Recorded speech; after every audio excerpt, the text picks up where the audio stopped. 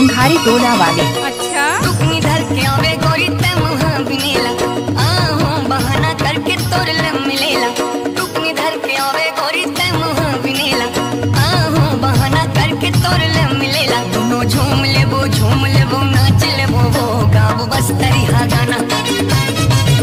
दोनों झूम लेबो नाच लेबो वो गाबो बस तरिहा गाना।